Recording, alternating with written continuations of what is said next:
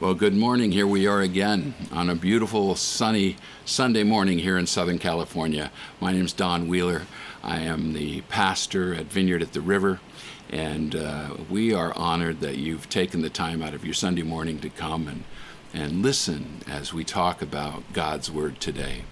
If you've been with us at all for the last few weeks, you'll remember that we're going through the Sermon on the Mount. And I don't really have an introduction for you this morning. I just want to pick up where we left off last week. Just so much to talk about, and it's such an important topic. And so let's get started where we left off last week. And here's where we were.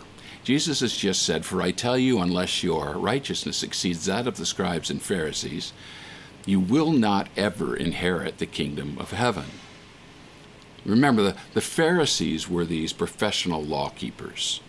And so Jesus says, unless you're better than them, you're not going to inherit the kingdom of heaven. One of those Pharisees was Paul, and here's how good he said he was. He said, as to righteousness unto the law, he said he was blameless. So when Jesus says that our righteousness must exceed that of the Pharisees, you would begin to think, and I would begin to think, well, that's impossible.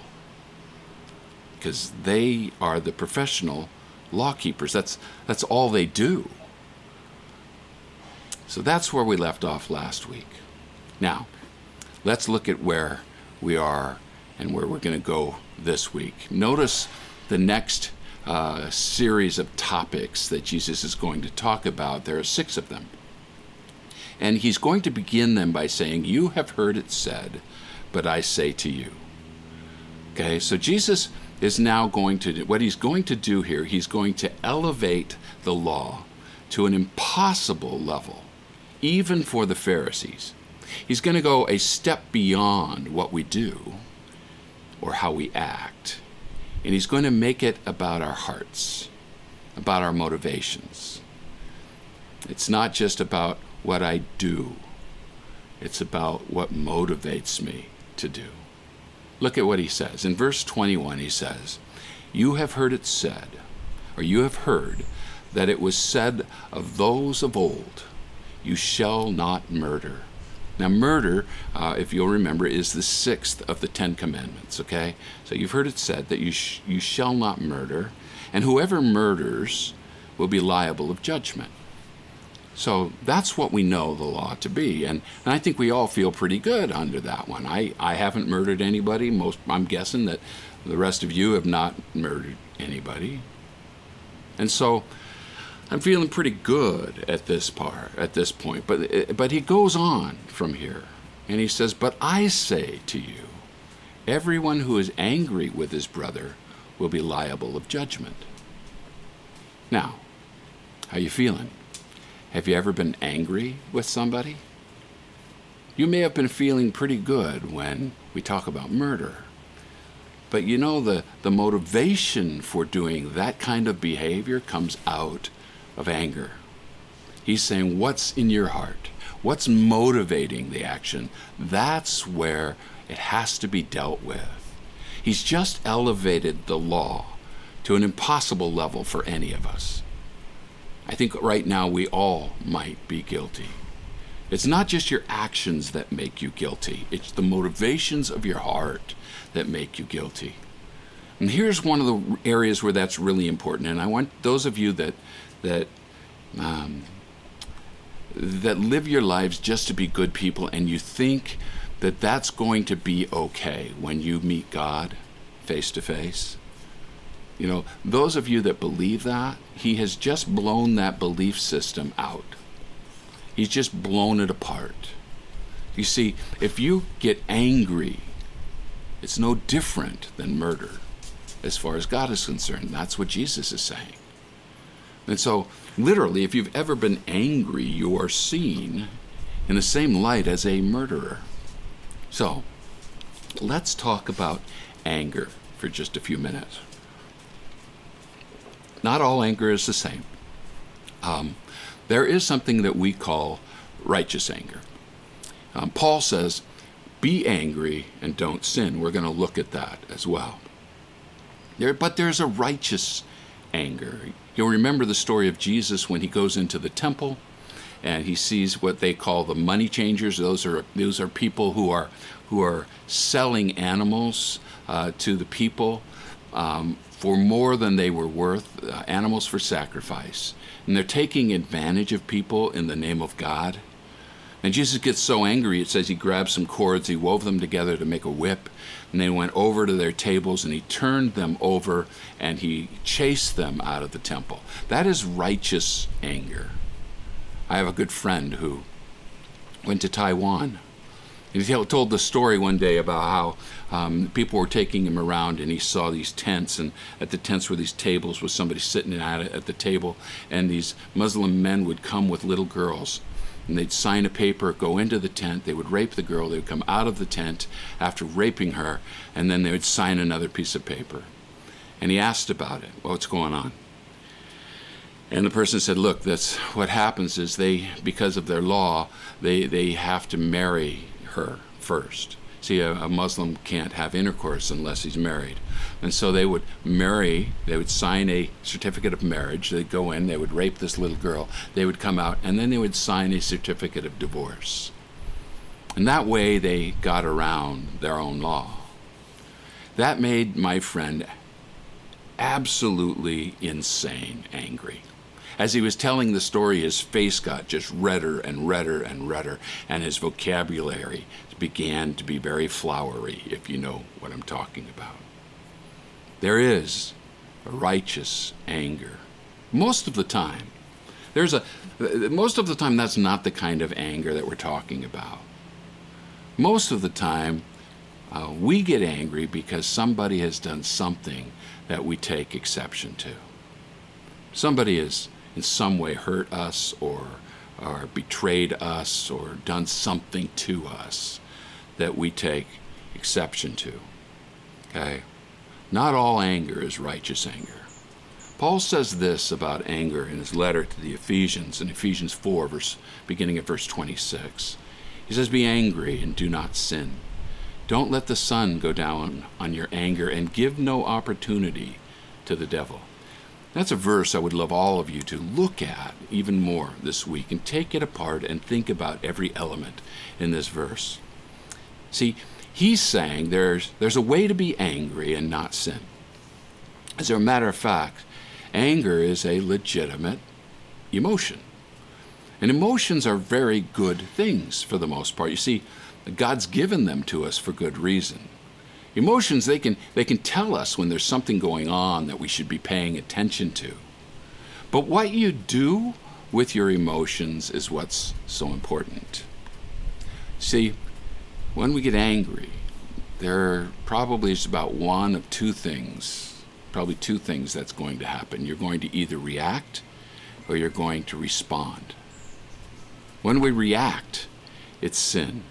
Because when we get angry and react, what I'm doing is I'm acting against someone who has acted against me. It's a react, right?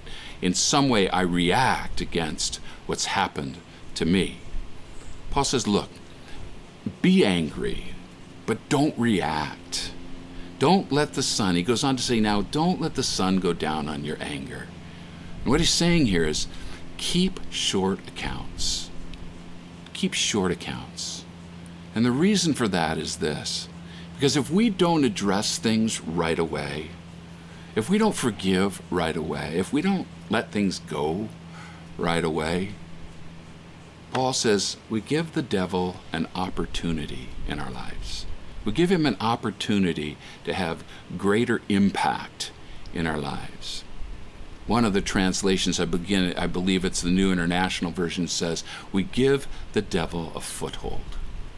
What that looks like is, have you ever had one of those magazine sellers come to your house and they're kind of pushy, they want to sell you some magazines?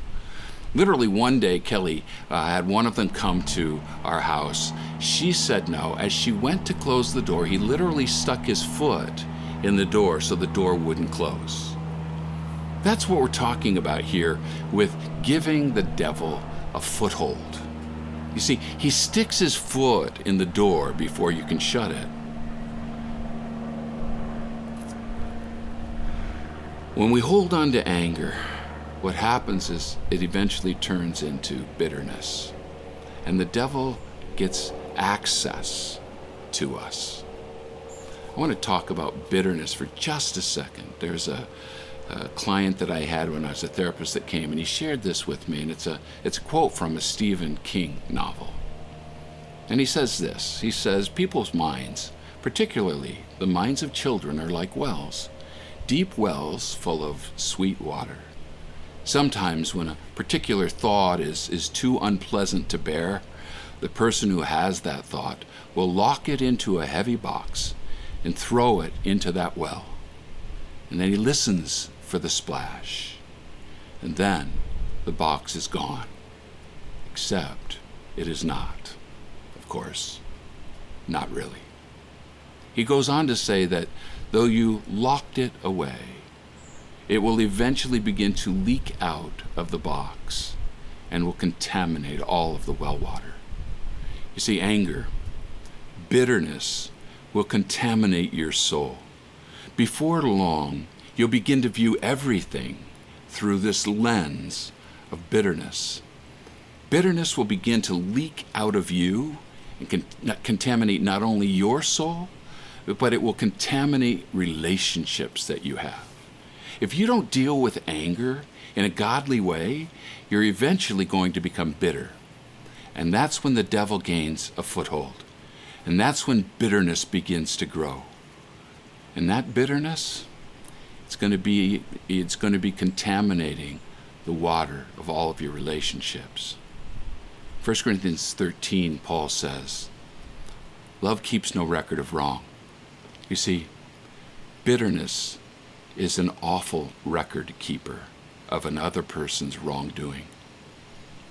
That's why we're told, don't let the sun go down on your anger, because it's impossible to be constantly critiquing somebody and also loving them. Bitterness causes us to critique people, to see through this lens, and and we usually see it as something that it may not be, but we'll define it that way. And oh man, bitterness, you don't want to be married to bitterness. Be angry. Do not sin. Don't let the sun go down on your anger, and give no opportunity, give no foothold to the devil. Anger is a dominant emotion. It's one of the things we can say about it. It's a dominant emotion. I mean, if you ask any married couple that's going through problems to list different emotions, anger will usually be at the top of the list. If you ask anyone, okay, I want you to list your 10 emotions. Just think it right now. Think of emotions. Anger will be close to the top of everybody's list. Try it. I guarantee you. It'll be on the top or close to the top of everybody's list. See, because anger is a dominant emotion. But it's the emotion that most people feel more than any other emotion. But I want to share this with you about anger. It's dominant, but it's also a secondary emotion. Here's what I mean by that. We use anger to cover our primary emotions. It shields us against being vulnerable. You see, we might even get to the place, if we use it so often, that we don't even recognize other emotions. Anger is one that just dominates so much of what we feel. Why? Because it shields us from our actual emotion. It keeps us safe. When I'm hurt, rather than take a chance of being hurt more, I replace my hurt with anger. And it has a way of protecting me. It has a way of holding people at bay. Usually, there's a much softer emotion behind our anger. But anger does keep me safe. So, how do I get past anger? How can I get angry and not sin? I think these are great questions. Let's start here. I want you to start by asking the question, why? Why am I expressing anger right now? There may be legitimate reasons for it, okay? Why am I expressing anger right now? What is it that I might really be feeling that I'm using anger to cover for? What is it that really is going on inside of me that's making me want to use anger? There's many reasons for anger. I mean, people that are abused, devalued, or minimized, maybe people that are taken advantage of. There's many reasons to get angry. It's a legitimate emotion. But it can really become an emotion that we use way too much, okay? When I look at my life with Kelly, there was a time where we got into a conversation, and in that conversation, she pointed out something in my life that had happened years ago. And it's something that caused her to give up on something in our marriage. We used to fight quite a bit, and not bad. Okay, I don't want you to think we had a horrible marriage. We didn't. But you know how you can kind of bicker, you can argue a little bit, and we used to do that quite a bit. When I was living back in those times, there was a certain book in the Bible I didn't like to read. And that was the book of James. If you've not read James, I will caution you against it. James will be very honest with you. James is rather blunt. He doesn't beat around the bush. And so when we're going through all of our arguing and that kind of thing, I read James, and this is what he says. Here's what he writes about arguing and fighting. James, in chapter 4, verse 1, says this: "What causes quarrels and fights among you?" Now, how would you answer that question? I would have answered it, my wife. She is being unreasonable. That's why I'm angry. That's why I fight and I quarrel, because of her. Some of you may answer it, my boss, who's being unreasonable. He's being a jerk. Others of you might say that person over there, and you'll tell why that person is making you angry. So when James asks that question, what causes fights and quarrels amongst you, he then goes on to answer it. And again, he doesn't beat around the bush. Here's what he says. He says, "Is it not that your passions are at war within you?" What he says is, what the thing that's causing fights and quarrels, it's you. He goes on to say that you desire and you do not have, so you murder. You covet, you cannot obtain, so you fight and you quarrel. You see, fighting and quarreling, what causes it? It's you. It's all about you. You can't have what you want. You can't have it your way. And so you fight and you quarrel. Now here's the truth that probably most of us don't want to admit or to accept. And that is this: nobody can make you mad. No one can make you mad. You get mad because of you. No one can make you mad. A few years ago, I did a demonstration, if you remember, in one of our church services with a water bottle. And it's a demonstration that I had seen done by a guy named Paul Tripp. And in it, you take the bottle of water, you unscrew the lid, and you shake that bottle. And when you do, water goes all over the place. You remember. I hope you'll remember. Maybe you were sleeping through that section. Water goes all over the place. And then I asked the question, why did the water come out of the bottle? And some of you said, well, because you took the lid off. I said, okay. And others of you said, because you shook the bottle. I said, okay. And then I proceeded to drink all of the water, put the lid back on. I took the lid off, and no water came out of the bottle. I said, so it wasn't the lid that made water come out of the bottle. And so I shook the bottle, and of course there was no water in there, and no water came out of the bottle. And I said, so even shaking the bottle, no water came out. You see, water comes out of the bottle because water is in the bottle. And some of you will remember that demonstration. People can shake your bottle, okay? But they can't make you angry.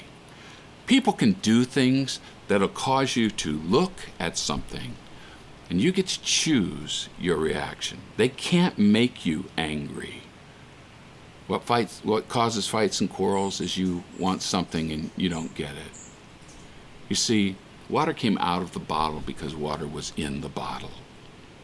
That's the truth. Jesus said this. He said, out of the abundance or the overflow of your heart, your mouth speaks. And so when we get angry, we have to recognize that's inside of us. And we can deal with that. We really can. Let's go on with the sermon. Whoever insults his brother will be liable to the council, and whoever says you fool will be liable to the hell of fire. And what he's saying here, guys, is your words matter. Your words matter. Now, here's an interesting thing about your words that I want you to think about. In order to say anything, those words have got to be formulated in your mind, okay? Before they can reach your tongue, they have to actually be put together here. A decision then needs to be made to bring them out of here. It happens like that. It happens so quickly. But I want you to think about that for a second. Because in order for you to say something, you have to give yourself permission to say it. Words are always intentional. You always have a choice in the matter. Words are not spoken just automatically. And we often want to give ourselves an out when we say something that can be hurtful. And we want to say, hey, listen, I didn't mean it. I was just a little angry or frustrated. In other words, what you're saying to that person that you have just now torn apart is you're saying, you don't need to get hurt. Don't be hurt over what I said. Can I tell you that's impossible? It's an impossible thing for you to ask of someone. Words are extremely important. See, Jesus immediately goes from anger in your heart to what comes out of your mouth. So someone wrongs you, someone does something that you don't like, it's important that you do what I call slowing the process down. Because we formulate the words, we make a decision on whether or not I'm going to say the words, and that happens before I say them, okay? That's a whole process that we go through. And I say, slow the process down. And here's what you need to do if you have a problem with anger. 2 Corinthians says this in chapter 10. Take your thoughts captive. That's what I mean by slowing the process down.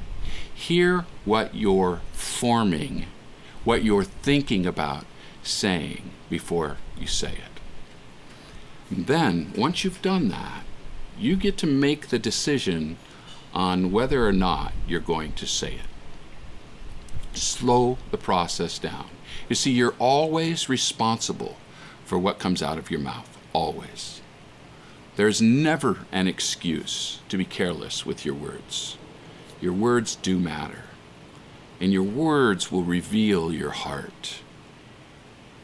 Now, the Bible says this of our words, of our tongue. In Proverbs 18, it says this, in the tongue lies the power of life and death. You see, words can be tremendously wounding. Proverbs 12 says this, careless words will stab like a sword. Have you ever had somebody that you loved or respected very much say something carelessly to you? If you're honest, you never really get over it. I mean, you can kind of understand it. At some point, you can forgive it. I'm not saying you don't do that. But those words tend to ring like that box that's gone down into the well. We think we've gotten rid of it, but it comes out once in a while, doesn't it? It may have come from our parents, from an uncle, from somebody that we loved. But what they did was they spoke something into you that it's just really, really hard to overcome that. Something that really you just don't forget.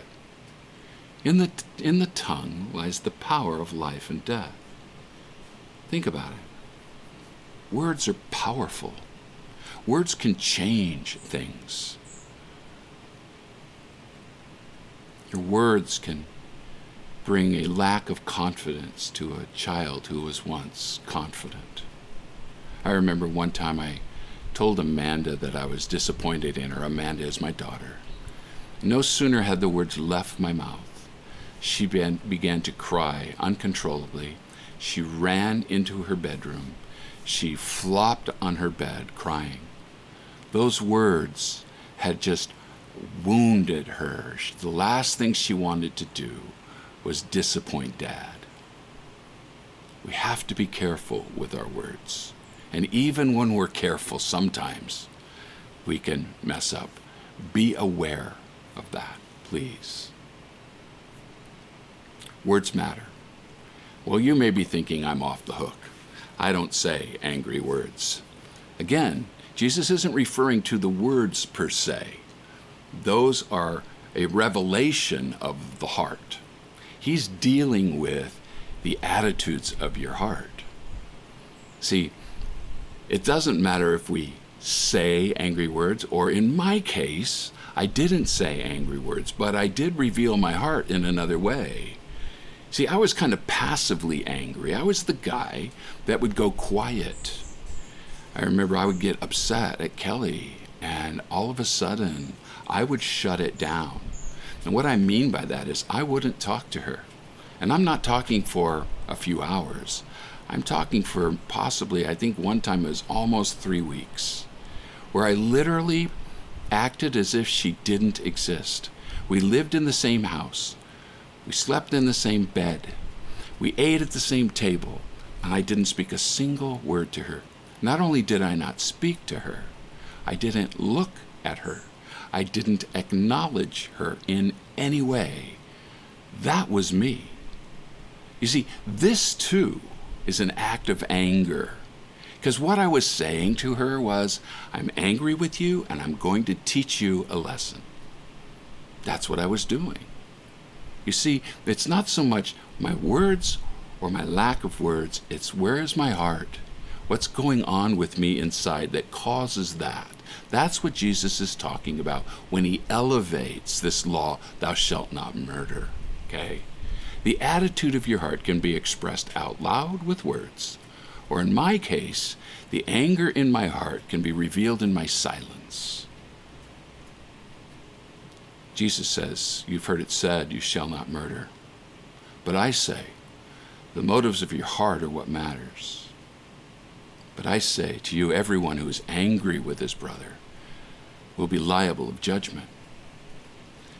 Again, Jesus is elevating the law here. It's not just your actions that make you liable. It's the attitude of your heart that makes you liable. In your home or with those whom you relate or are you speaking life or are you speaking death to them? Jesus now goes on to tell us just how important this all is. He says, so if you're offering your gift at the altar, and there you remember that your brother has something against you, he says, he begins this section with the word so. I want to just point this out. So, when you use that word, it means everything after that is very, very important. So, here's what's important, right? So that's what he's saying. So, if you're offering your gift to the altar, there you remember your brother has something against you. Now, it's your brother has something against you. He's angry with you. You've done something that has caused them to decide to use an emotion of anger toward you. That's who he's talking about. You're the one who's offended somebody. This is how important he says it is. He says, look, if that's happened, if you've offended someone or someone has offended you, I'll even go that way, okay? Either way. He says, leave your gift at the altar and go. Don't waste another minute. He says, first be reconciled to your brother and then come back and offer your gift. You see, what Jesus is saying here is your relationships with those around you, they are going to impact your relationship with God. He says, before you come to him and worship him, to give him your offering, to give him your worship, he says, first, if you think about, someone's upset with me, or I'm upset with someone else, he says, go, be reconciled to them, the one that you're at odds with. Again, how do we do this? We've talked about anger and how we stop and we slow down the process. We've talked about how we can make a decision after we've taken every thought captive. And now, how do we do this when someone is angry with us, or I am angry with someone? I think we need to remember what God has done for us. We need to remind ourselves that he forgave us while we were not really, in our eyes, forgivable, while we had not earned in any way forgiveness. While we were at war with him, the Bible says, he forgave us while we were still in our sin. In 2 Corinthians 5:17, Paul says it this way. He says, therefore, if anyone is in Christ, he is a new creation. The old has passed away. Behold, the new has come. And this is from God, who through Christ reconciled us to himself, and gave us the ministry of reconciliation. That is, in Christ, God was reconciling the world to himself, not counting their trespasses against them. That's right there. That's the key. That's where it is. It says, not counting their trespasses against them. See, God didn't count our trespasses against us. And this is how we, too, can deal with someone when they have something against us, or I have something against them. He's saying, before you bring your offering to God, if you have something against someone, if someone has something against you, then go to them right away and make it right. Now, I realize this is going to take quite a bit of humility. But just as we have been forgiven, we must go and forgive others. Jesus on the cross said those amazing words that I don't know that I could have ever even thought about. When he looked down on all of those that were mocking him, they were spitting on him, they'd beaten him, and he said, Father, would you forgive them? They don't know what they're doing. Verse 25. He says, come to terms quickly with your accuser while you're going with him to the court, lest your accuser hand you over to the judge and the judge to the guard, and you to be put in prison. Truly I say to you, you will never get out until you have paid the last penny. What he's saying here again, keep short accounts. Deal with things quickly, because the longer that it goes, the worse that it gets. Anger will begin to build inside of you, and that anger will turn into bitterness. And then that bitterness can escalate to a place that you never thought possible.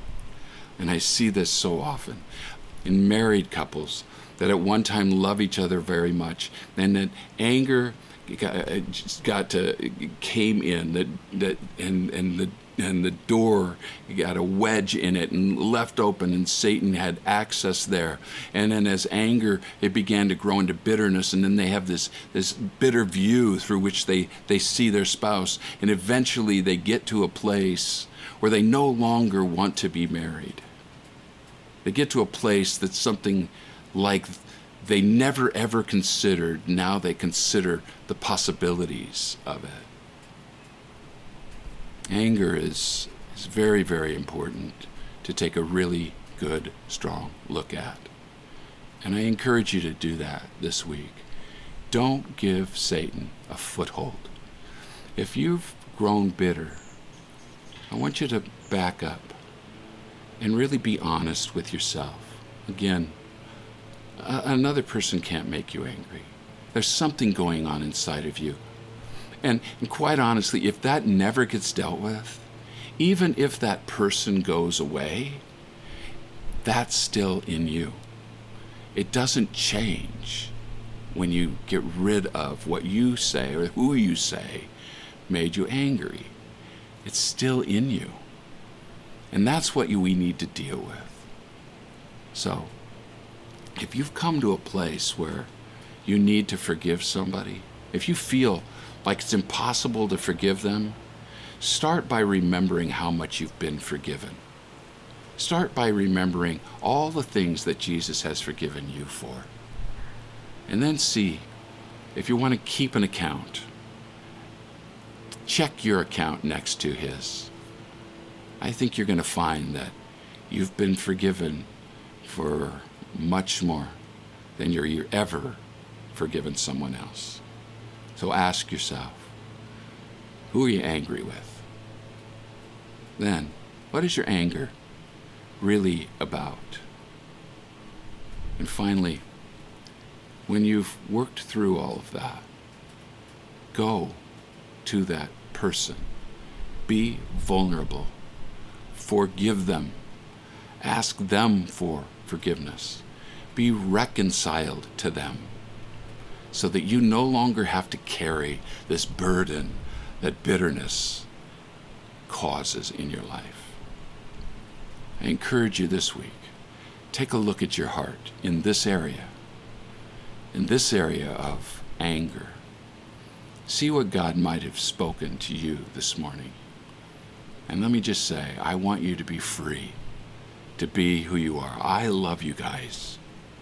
Be free to experience the joy that God has for you and not be bound up by anger or bitterness. I'm praying for you guys. I love you guys. And I look forward to seeing you or being here with you at least next week. God bless you now.